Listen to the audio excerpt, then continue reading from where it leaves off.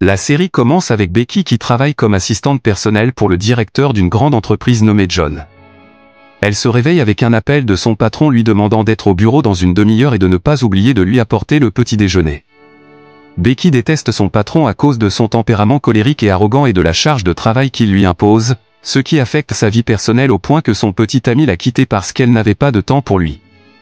En sortant pour acheter le petit déjeuner, Becky décide d'appeler son ex-petit ami pour s'excuser et lui demander de se remettre ensemble, mais elle est surprise de découvrir qu'il est désormais avec sa meilleure amie.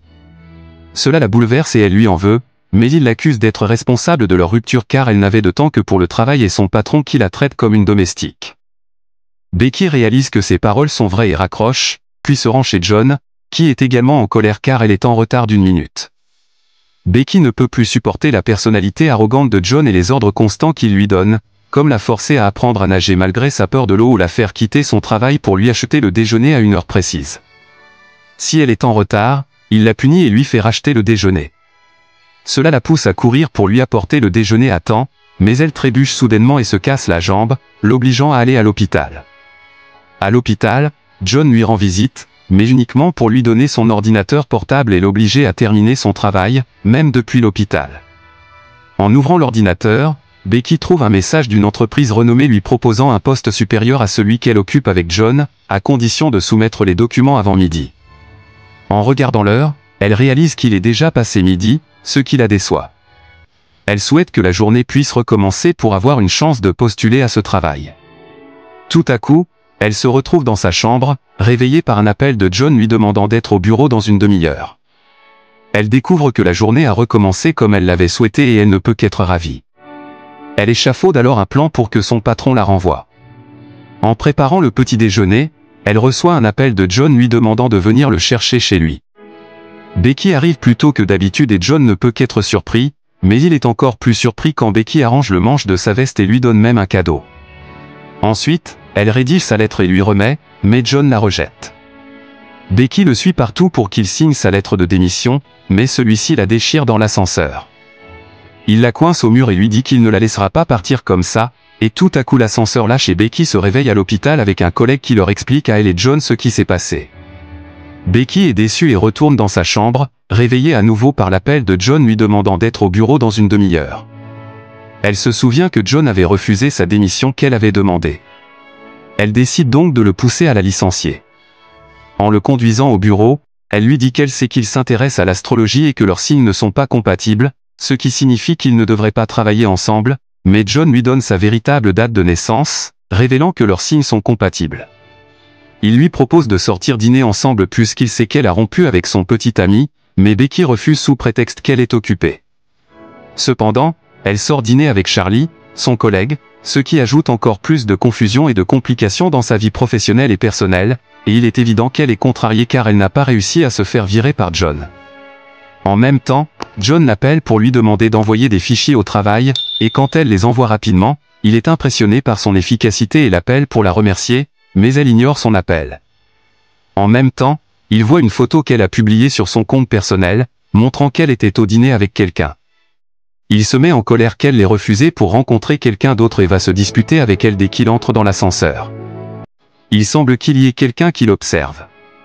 Becky retourne chez elle et remercie Charlie de l'avoir invitée à dîner, révélant qu'il a des sentiments pour elle, et il lui dit que, qu'elle démissionne ou non, il espère qu'ils se reverront. Elle reçoit ensuite un appel de John lui disant qu'il est en route pour la voir car ils doivent parler, mais l'appel est soudainement coupé et elle ne peut pas l'entendre. La journée passe et le lendemain elle se réveille pour découvrir que la journée se répète, mais elle a perdu espoir de retrouver sa liberté et de démissionner. Sa mère l'appelle et se dispute avec elle pour avoir rompu avec son petit ami et pour être proche de ses 30 ans sans avoir fondé de famille. John entend la conversation entre Becky et sa mère et prétend être son petit ami. Lorsque Becky termine l'appel, elle s'excuse auprès de John pour ce qui s'est passé, et il lui dit qu'il l'a aidée afin qu'elle puisse se concentrer sur son travail. Becky voit alors Charlie et cette fois décide de l'inviter à dîner. John l'entend et lui dit qu'elle a du travail supplémentaire jusqu'à tard dans la nuit, puis lui dit qu'ils dîneront ensemble après le travail. Becky pense alors à profiter de l'occasion pour lui proposer de boire un verre ensemble. En effet, Becky le fait boire jusqu'à ce qu'il soit complètement ivre, puis lui donne sa lettre de démission à signer. Bien que John soit ivre, il refuse de signer et lui dit qu'elle est la plus compétente et la plus travailleuse qu'il ait jamais eue, et c'est pourquoi il ne la laissera pas partir. Becky perd espoir et le laisse, puis rentre chez elle. En arrivant chez elle, John l'appelle, mais encore une fois le téléphone coupe avant qu'elle ne puisse l'entendre. Le lendemain, elle se réveille avec un appel de John et décide de faire des erreurs dans son travail pour le mettre en colère et se faire renvoyer. Elle commence par lui donner un café sans sucre, s'imaginant que John la licenciera, mais elle est choquée lorsqu'il la remercie pour le café car il pensait réduire sa consommation de sucre pour sa santé. Lors d'une réunion à l'extérieur de l'entreprise, Becky prend un chemin plus long pour faire perdre du temps et énerver John, mais ils entendent à la radio qu'un gros accident s'est produit sur la route principale. John lui dit alors qu'elle a bien fait de changer de chemin. Son plan échoue encore une fois et il manque la réunion, perdant une grande affaire. De retour à l'entreprise, Becky est surprise de découvrir qu'ils lui ont organisé une fête et lui ont décerné le prix de l'employé idéal, car en retardant la réunion, elle a sauvé l'entreprise d'une arnaque que l'entreprise concurrente avait prévue. John la remercie en personne et la récompense en l'invitant à dîner, détruisant ainsi tous les espoirs de Becky de se faire virer par John. Il lui dit que tous les restaurants sont sûrement réservés pour la Saint-Valentin, donc il l'invitait chez lui et Becky le suit à contre-séhur. On voit qu'une personne inconnue les observe depuis une voiture dans le garage. Après avoir fait des courses, John l'emmène chez lui et lui demande de préparer le dîner elle-même. Une fois le dîner prêt, elle va l'appeler. Au même moment, John sort de la chambre et la heurte accidentellement. Elle recule rapidement et il se dirige vers la table à manger. Becky est distraite par John, et John pense à elle en retour, ce qui le pousse à se lever brusquement et à lui dire qu'il retourne au bureau. Il lui ordonne de nettoyer la table et de rentrer chez elle, mais une fois au bureau, John continue de penser à elle. Alors, il décide de retourner chez lui pour la raccompagner. En entrant dans l'ascenseur, on voit la même personne inconnue qui l'observe. À ce moment-là, Becky est chez John et explore la maison. Elle reçoit un appel de John lui demandant de rester chez lui et qu'il viendra la chercher. Cependant, l'appel se coupe, et dès que l'horloge passe minuit, la journée recommence. Becky décide de profiter de cette répétition de la journée pour prendre un jour de congé. Elle feint d'être malade et appelle John pour lui demander une journée de repos. John est au bureau, mais il imagine Becky partout et a du mal à travailler seul. Il décide donc de lui rendre visite chez elle sous prétexte de travail.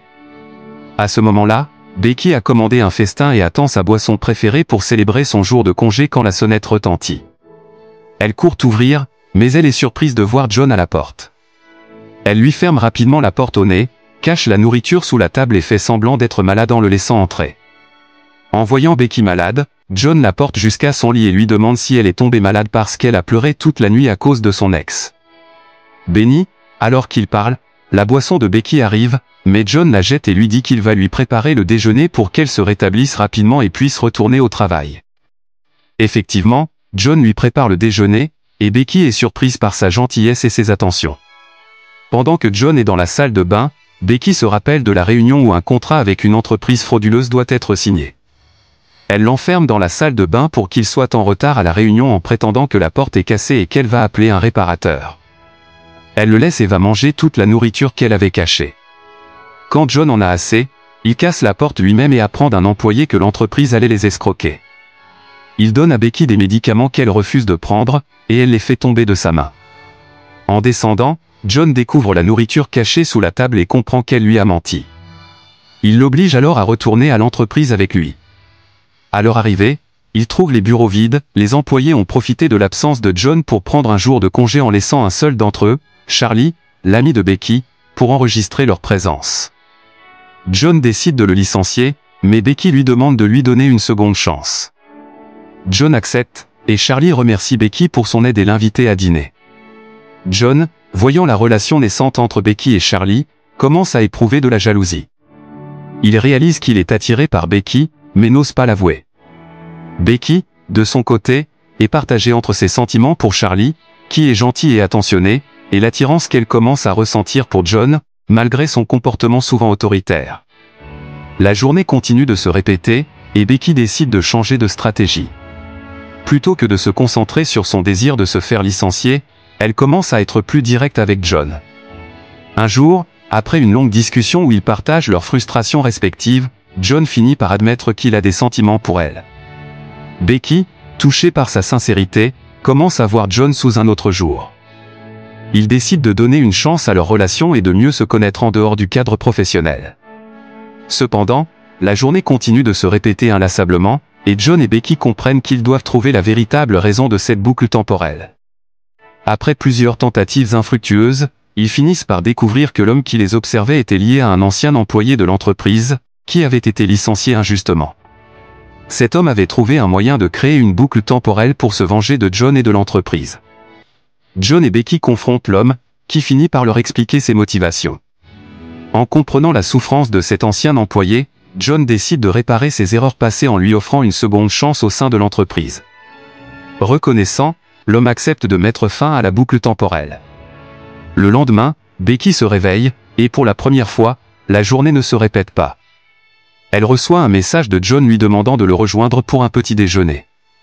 Lorsqu'elle arrive, John lui offre des fleurs et lui dit qu'il veut commencer cette nouvelle journée différemment, en tant que partenaire, aussi bien au travail que dans la vie. Becky accepte, et il se sourit, sachant que cette fois-ci, tout est réel et que leur vie peut enfin avancer. La série se termine sur une note d'espoir, avec Becky et John prêts à affronter l'avenir ensemble, main dans la main, sans boucle temporelle pour les retenir.